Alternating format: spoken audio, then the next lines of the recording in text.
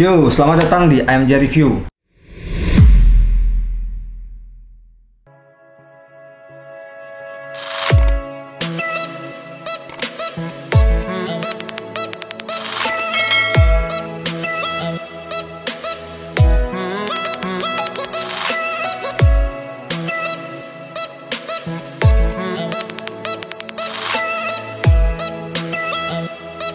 Kali ini masih ditemani dengan Carlton dari Audiotone.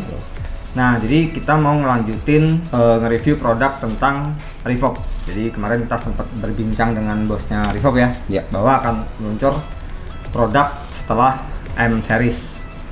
Kok boleh jelasin?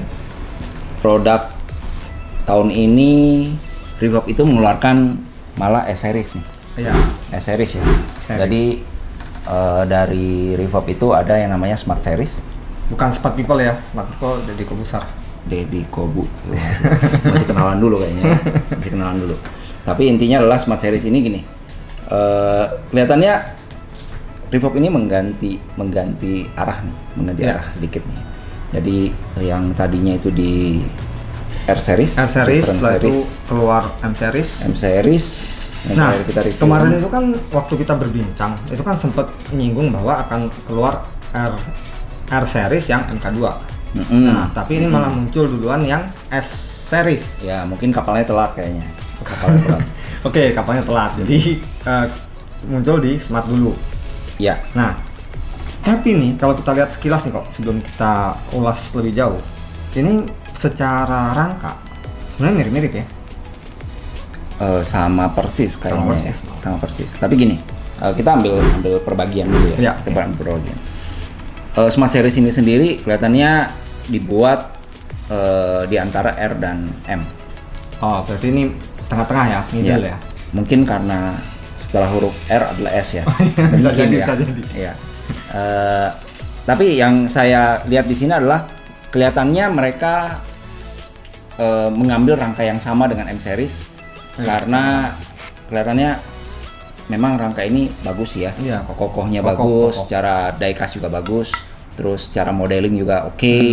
Terus penggunaan dari jumlah baut yang saya lihat Revoke itu cenderung dengan 8 baut. 8 baut, betul. Ya, 8 baut di sini itu gunanya supaya si rangka ini bisa tertanam dengan kuat. Jadi prinsip dasarnya benar sih, benar ya. Berarti ini lubang 8 ya? Lubang 8, betul. Lubang 8. Nah, untuk bahan kok dari Konus. Saya suka dengan rangka ini dengan bahan yang dipakai di M series sebelumnya. Saya suka nih ya. Tapi kelihatannya ini mengarahnya ke ada satu tipe mid range E series. Oh ya, E series. Yang mana menggunakan konus kertas. Oh ya, betul. Ya, jadi ini penggunaannya adalah konus kertas dengan dust cap aluminium. Kelihatannya pendukung untuk E3P.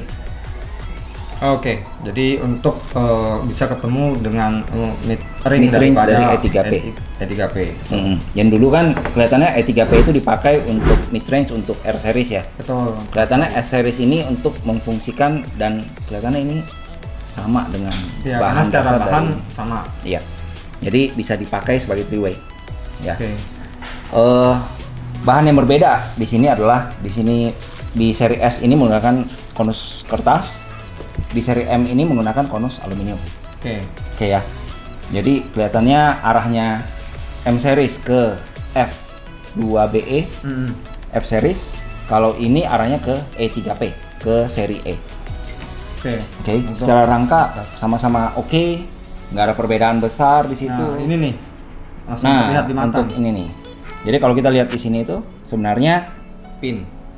Ini berupa push terminal. Kalau ini masih standar nih. Ini seperti biasa aja ya. Jadi terminal biasa. Ya, betul. Oke. Yang lainnya enggak sih. Karena kalau kita ngomong dari harga juga selisihnya lumayan ya. Ya, jadi mungkin harga nanti dengan AMJ aja mendingan ya. Jadi, tapi kalau saya bilang ini harganya harusnya selisihnya terpaut kurang lebih separuh lah ya. Kurang lebih ya. Gitu. Tapi kalau perbandingan dari midbusnya kelihatannya signifikan sih. Walaupun secara rangka sama, jadi tampilannya juga sama-sama bagus sih, sangat bagus. Nah, Kalau untuk karakter suara, kok antara aluminium dengan paper kan secara teori bahwa aluminium itu secara frekuensi lebih cepat dibandingin paper. Bukan secara frekuensi ya, tapi secara karakter secara itu karakter. kecenderungannya lebih dinamik. Gitu. Kalau paper kecenderungan lebih natural.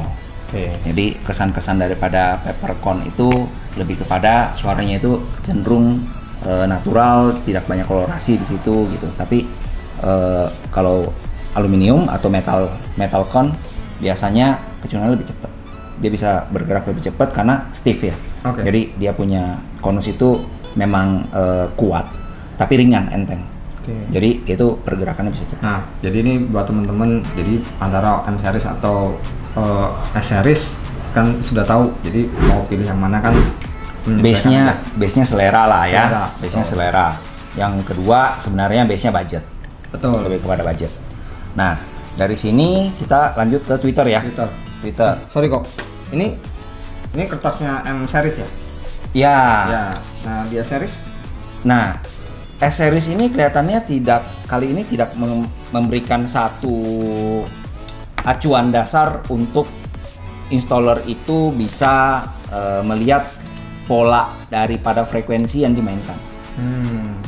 Nah, ini yang mungkin butuh perbaikan dari reverb untuk S series ya. Tapi untuk M series itu sudah tersedia lah ya, Mungkin karena ini tipe master, tipe tinggi, jadi mereka menyediakan ini. Tapi saran saya adalah Smart Series pun harus atau memang butuh dukung oleh manual seperti ini. Kita lanjut ke Twitter ya. Kesan daripada Twitternya itu sebenarnya kokoh di M series ya. Jadi bodinya aja soalnya nih body apa? Aluminium ya. Rangkanya ini kelihatannya kokoh banget dengan rangka aluminium. Sedangkan ini plastik. Ya. Ini plastik. Jadi memang Twitter itu sebenarnya tidak terlalu membutuhkan yang namanya satu housing yang keras. Ya. Karena bermainnya di frekuensi tinggi. Gitu. Tapi penampilan itu juga ya biar bagaimana kan kelihatan ya. Betul. Apalagi Twitter itu orang suka taruh di pilar, taruh di area-area reflecting Twitter. Betul, gitu ya. Yang terlihat mata lah ya. Ya, dan selama ini kelihatan dari beberapa installer yang memasang M series ini wow gitu kelihatannya dari awal. Nah, untuk M series ini kan Twitternya chamber ya, Pak? Nah, di sini ada lubang. Ya. Nah, ini adalah chamber Twitter yang mana nantinya sebenarnya kita butuh housingnya ya. Betul. Nah, housingnya sendiri kan butuh, mungkin volumenya nggak terlalu besar, tapi kita akan butuh housing. Tenang kok, di AMG ada kok. AMG punya housingnya. Mungkin hanya di AMG. Mungkin. Sombong dikit nggak apa-apa ya. Selain itu ya. Di sini kesannya beda banget nih. Beda banget. Betul. Ini menggunakan baut terminal, sedangkan ini langsung kabel. Jadi kalau dengan kabel ini sebenarnya biasanya orang suka disolder ya, atau dipasang dengan terminal lagi. Betul. Ya. Cuman kesannya berbeda jauh nih. Artinya secara penampilan, secara instalasi itu harus dipikirkan kembali. Artinya jangan sampai ini membuat penyambungan daripada kabel ini bermasalah. Iya, betul. Ya. Setuju kalau itu. Itu aja. Tapi kalau kita ngomong dari bahan dasar soft dome ini agak berbeda nih. Ini berbeda banget. Nah, M series itu memakai bahan eksotik. Jadi kesannya adalah wow banget lah ya dengan metal dome gitu ya di sini. Sedangkan S series menggunakan soft dome Twitter yang memakai bahan fabric yaitu kain. Jadi ini karakternya juga beda cukup jauh. Nah, mungkin bisa dijelasin kok masalah perbedaan karakter. Jadi biar selain budget ada pilihan, karakter saya arahnya ke sini nih, saya ke sini nih. Kesan daripada metal dome itu kecenderungannya treble-nya itu terasa lebih dinamik. Dalam arti banyak suara-suara yang kecenderungannya itu butuh dikontrol lebih baik. Jadi akan butuh installer yang cukup berpengalaman untuk mengontrol frekuensi tinggi dari metal dome. tidak jelek dan saya tidak bisa bilang bahwa itu akan menjadi baik. Tapi pada saat tuning dengan menggunakan metal dome, itu akan butuh skill lebih. Oke. Frekuensinya kecenderungannya itu butuh arah yang tepat. Sangat tepat. Jadi begitu diarahkan ya harus benar-benar cari angle-nya benar. Oke ya. Tapi begitu benar arahnya dan angle-nya, otomatis suaranya menjadi bagus. Suara yang dihasilkan benar bagus ya. Ya. Nah, satu trik yang biasa saya lakukan di sini adalah usahakan arah dari panda tweeter kanan dan tweeter kiri, terutama untuk metal dome, itu adalah persis sama. Dalam relay. Ya, itu biasanya akan membantu lah, lebih membantu. Gitu. Oke. Dan untuk arahnya sendiri berarti tadi lebih ke suara-suara high yang agak tinggi ya. Betul. Jadi kecenderungannya itu lebih kepada high extension.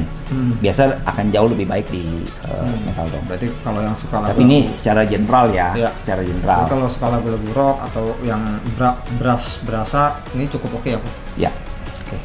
Oke. Beda halnya dengan soft dome. Soft dome itu kecenderungannya adalah lebih natural. Oke. Banyak yang suka dengan soft dome. Dalam arti kolorasinya tidak terlalu banyak, tapi kesan daripada suaranya itu lebih halus, kontrolnya jauh lebih gampang, dan ini sudah satu bahan yang umum lah dipakai. Nah, ada pertanyaan nih kok. Saya sering banget dapat konsumen itu gini, suka yang agak ngecis, misalnya dia dengerin lagu dangdut yang pakai simbal yang nah, apakah dengan soft dome ini suara high yang sampai ngecis itu bisa didapatkan? Semua bisa didapatkan. Semua bisa didapatkan. Semua bisa kita dapatkan. Sebenarnya gini, prinsipal selama Twitter ini benar ya, bukan Twitter yang mungkin hanya dibuat-buat atau diproduksi dengan satu produk massal dan ya terkesan berbunyi tok ya. Selama ini Twitter yang halal benar, segala hal sebenarnya bisa kita dapatkan di situ. Prinsip dasarnya di situ sebenarnya lebih pada tuning. Jadi skill daripada si installer ini sendiri yang pada saat tuning itu harus disesuaikan dengan keinginan dari pemakainya. Nah, untuk pemasangan sendiri, sebelumnya nih kok, kalau di AMG itu kan kita lebih banyak ke OEM look, yaitu di mana pemasangan Twitter di tempat originalnya. Nah, sedangkan dengan Twitter besar seperti ini, otomatis kan kita harus menggunakan housing seperti ini untuk kita tempatkan atau arahkan. Nah, misalkan si Twitter ini mampu masuk ke dalam refitting Twitter original mobil, apakah contoh gampang CR-V turbo misalkan, apakah kita bisa mendapatkan suara yang sama dengan ketika kita menggunakan housing ini, kita taruh di atas dashboard, kita arahkan? Akan jauh lebih benar dan akan jauh lebih terarah dan jauh lebih gampang dikontrol kalau kita menggunakan housing Twitter ini dan kita tempatkan mungkin di area dashboard atau di area pilar gitu. Karena kita bisa menentukan angle yang tepat di situ.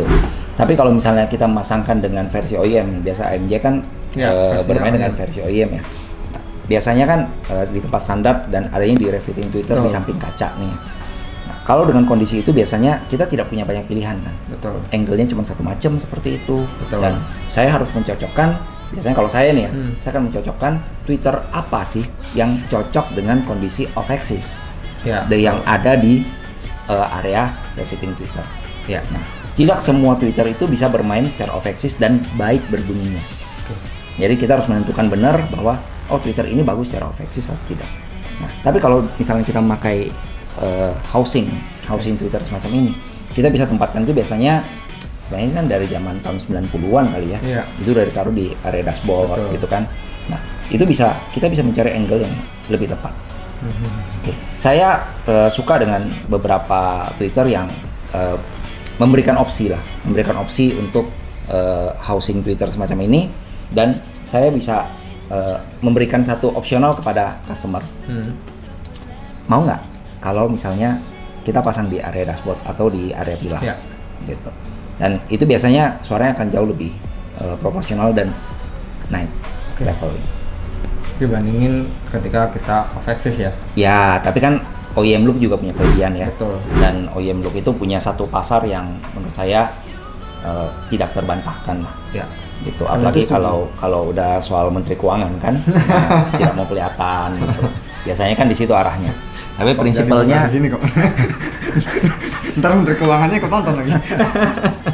Oke, secara prinsip saya suka dengan gaya yang bisa lebih fleksibel aja. Ya, gitu. Soalnya kan belakangan ini kan Reverb sepertinya membuat Twitternya tuh gede-gede, sedangkan kalau kita lihat yang kayak seri F ataupun seri R itu kan Twitternya Twitter mungil. Kelihatannya bukan hanya Reverb-nya. Ya, kelihatan memang banyak berbagai merek sekarang kelihatan arahnya ke Twitternya besar. bukan 1 inci, tapi mungkin mendekati satu seperempat atau 1,5 inci.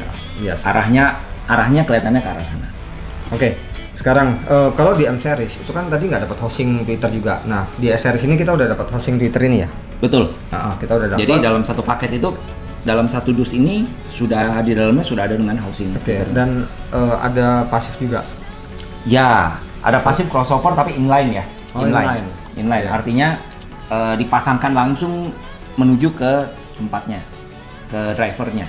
Berarti dia bener-bener sebenarnya arahnya kayak ke OEM dong. Jadi kan kalau pasif gede itu kan kadang-kadang kesusahan. Kalau ini kan enak dong. Berarti langsung taruh di belakang speaker pun bisa. Bisa. Berarti pemasangan secara OEM itu masih lebih memungkinkan. Gitu kan.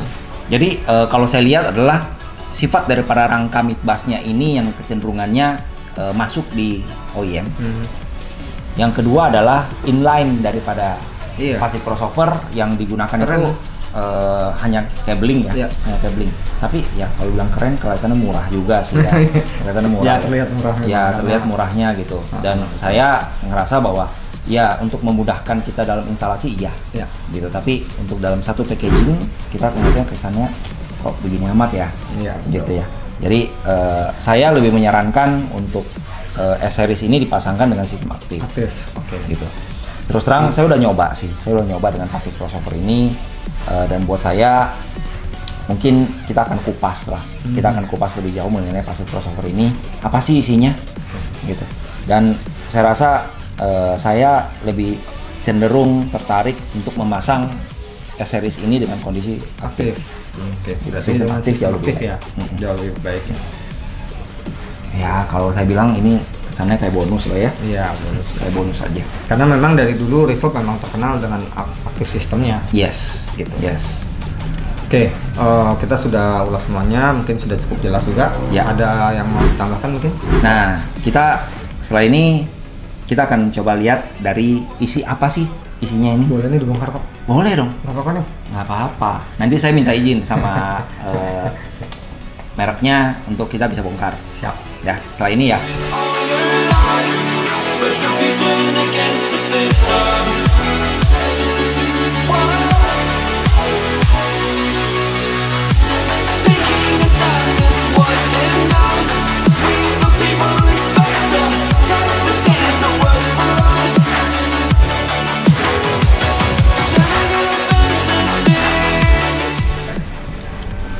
Oke, kita udah siapin ya yang passive crossovernya yang sudah kita lepas kulitnya. Jadi penampakannya seperti ini. Ini ya?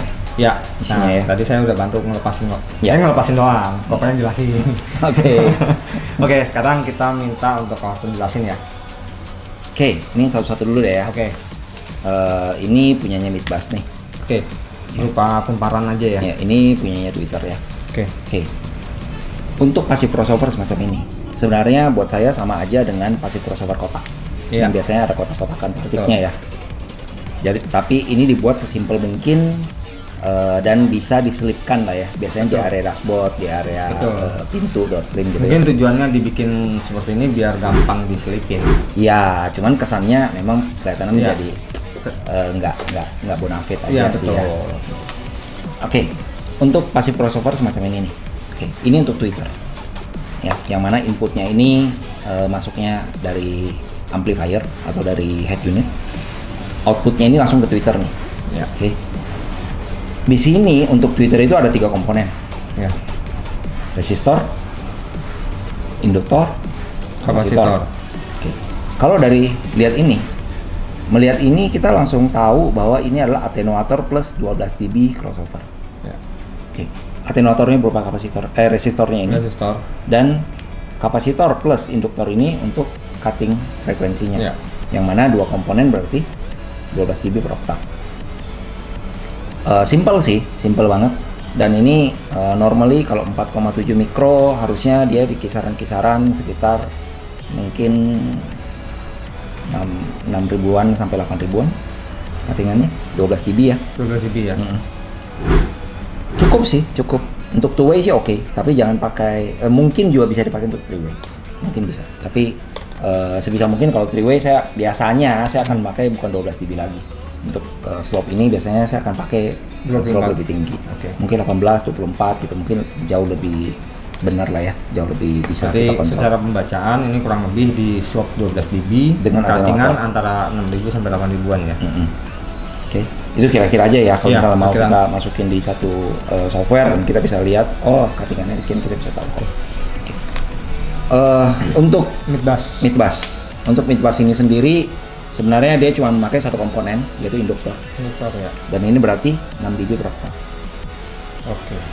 Oke, jadi kita mesti tahu bahwa passive crossover yang dipakai di sini adalah 6 dan 12 untuk tweeter, 6 dB untuk mid bass-nya. Kira-kira apa lagi yang bisa saya ulas di sini? Menurut saya sih udah cukup kok, karena biasanya kalau pertanyaan teman-teman di saya yaitu dari bahan, kebutuhan daripada karakter daripada bahan itu sendiri seperti apa. Nah tadi kan kita udah jelasin semua ya, mulai dari bahan mid bass, tweeter, terus cara pemasangannya juga pasifnya. Nah cuma kalau dari Corston sendiri lebih rekomendasikan pemasangan secara aktif sistem. Betul. Ya. Betul. Oke, di AMG pun sama, karena kita lebih banyak pemasangan itu aktif sistem daripada pasif sistem gitu. Oke, berarti kita rasa udah cukup ya untuk ini. Atau ada masukan buat Dosolan atau buat Revoke? Nanti mungkin ya kalau keluar tipe baru lagi ya, kita ajak Roland untuk ngobrolin bareng mengenai tipe-tipe barunya dia. Oke, tapi untuk saat ini menurut saya sih Revoke cukup berbeda ya dari yang sebelumnya. Kalau sebelumnya bikinnya benar-benar aktif, terus sekarang dikasih hosting Twitter, dapat pasif juga, tapi secara packaging kurang lebih masih sama ya. Sama lah ya. Oke, jadi buat teman-teman yang smart bisa coba Smart Series. Oke, udah kok ya, cukup ya? Cukup. Oke, saya rasa udah cukup untuk ulasan kali ini. Jadi ada masukan buat kita, silahkan di kolom komentar. Jangan lupa like dan subscribe untuk mengikuti video-video AMG selanjutnya. Saya Anto, Harton, salam.